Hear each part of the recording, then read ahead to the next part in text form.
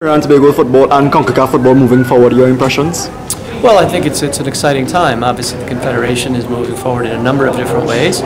We've had, as you mentioned, a long history with Trinidad, dating back a long time, and the leadership of the organization in Sheldon Phillips I've known for a long time, and Raymond and I met a couple of years ago. So I think the Federation is in good hands, and it's an exciting time for both CONCACAF and the relationship between Trinidad and the U.S. You must have seen, finally, Trinidad and Tobago getting two decent friendlies this month against Argentina. They were able to hold their own to some extent against Iran.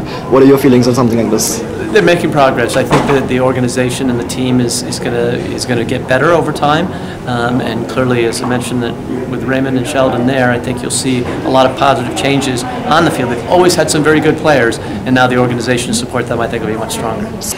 Well, very interesting time, Sean, and I'm very pleased to see how things are going in the football.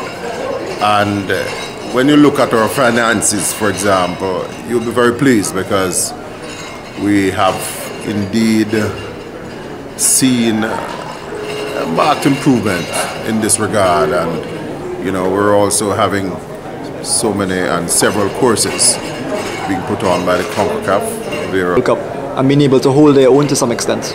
Well, I've always said that there is no shortage of talent in the Caribbean, and Jamaica and Trinidad are the leaders, and we continue, unfortunately, not to qualify for the main tournaments, but we have always shown good promise, so to speak.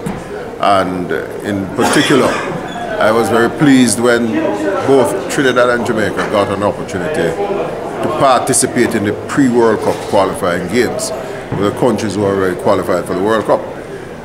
Trinidad having gone down to Argentina and having played there, certainly having left with a scoreline of is it 2 or 3, that was commendable, because whenever you play a squad that is preparing for a particular tournament, all relaxed and ready, then you're always not going to do as well, because it's like going up against a well-oiled machine.